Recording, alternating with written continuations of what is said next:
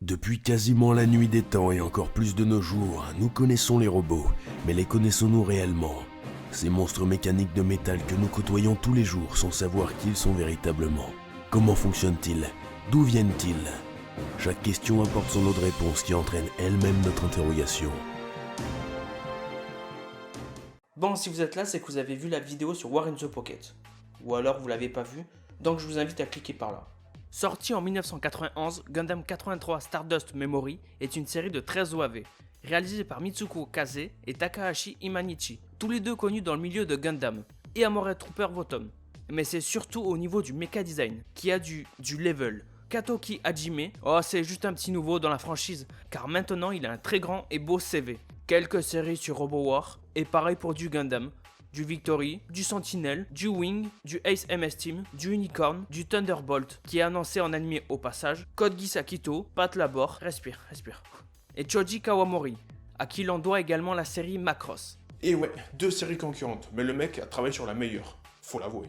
Il travaille lui aussi pour la première fois sur Gundam, et il nous montre des magnifiques modèles, avec un RX-78, le First Gundam, juste amélioré. Mais c'est la version modifiée, full verniant, qui est superbe.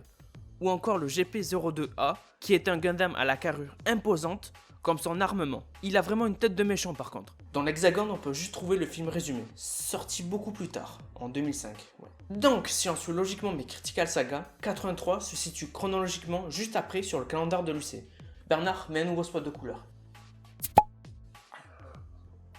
Voilà. Ces OAV racontent quoi? Déjà, je tiens à préciser que c'est une de mes séries préférées de Gundam. Cela se passe 4 ans après la guerre qu'on a pu voir dans la première série de Gundam. Et la fédération qui a éclaté Zéon, enfin d'après eux. Oui, car maintenant ils sont devenus arrogants, trop sûrs d'eux, et dans le Gundam 83, on a l'impression que c'est eux les méchants de l'histoire. En l'an UC 83, il restera des survivants, et ils décideront de reformer un nouveau groupe dans l'ombre. Ils apprennent l'existence de 2 prototypes Gundam équipés d'armes nucléaires. Gato, un pilote d'élite, aura une mission, infiltrer une base et voler un des 2 mechas. Et bien sûr, il sera démasqué et poursuivi par Ko Uraki, un jeune soldat aux commandes du second Gundam. Et il n'arrivera pas à arrêter le pilote chevronné Gato. Bien sûr, la fédération ne va pas se laisser faire. C'est un peu normal. Il décide donc d'envoyer un groupe pour récupérer le prototype. Avec comme par hasard Ko Uraki, qui après quelques combats acharnés, de l'entraînement et surtout grâce à son talent de pilote, sera le seul à arrêter Gato. Gundam contre Gundam. Le scénario qui est très bien ficelé ne s'arrête vraiment pas là. Je ne vous dirai pas la consistance, là non plus, car c'est plein de rebondissements et de suspense. Et non, je ne dirai pas pourquoi et sur quoi ils vont utiliser les têtes nucléaires. Cette série nous tient vraiment en haleine, du début jusqu'à la fin. Justement, il est vraiment dans l'esprit de Gundam, enfin plutôt l'UC, car avec un point de vue sur les guerres, les stratégies et les trahisons. Et tout cela jouera sur la personnalité de nos héros, car Gundam joue avant tout la carte de l'humain et la psychologie de tous les personnages, et même les secondaires. Ils ont une vraie personnalité. On sent vraiment le travail d'écriture à ce niveau-là. Et dans le cas présent, c'est sur la rivalité entre Ko et Gato, et de la relation aussi entre Uraki et Nina, qui est un personnage assez bizarre à saisir. Elle a eu une autre aventure avec un autre personnage, dont je ne dirai pas le nom. Ça manque de conviction, on dirait que ça a été placé par hasard, à la va-vite, tout ça pour rendre son personnage intéressant, mais au contraire ça fait lourd. Mais on mettra ça sur le compte du nombre d'épisodes. Oubliez vite ces histoires d'amour, c'est secondaire, on fait pas ça chez Gundam.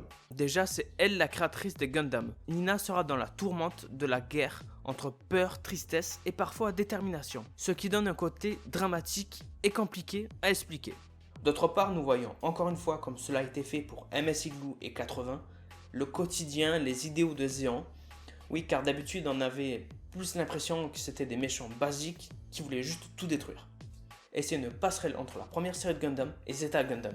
Cela nous montre pas mal d'éléments qui sont présents par la suite. Ah non, je n'en dis pas plus. Non, car il y avait un vide de 8 ans et c'était vraiment dommage de ne pas remplir ce trou scénaristique. Gundam Stardust Memory n'est pas parfait, mais on se rapproche de la perfection. Visuellement, ça a déjà vieilli, et les copies qu'on peut trouver sur le net n'aident pas à ça. Il peut avoir aussi quelques longueurs et une histoire assez basique pour nous maintenant. Par contre, les réalisations des combats et mecha design sont prenants, assez bluffants pour l'époque. Chapeau au staff.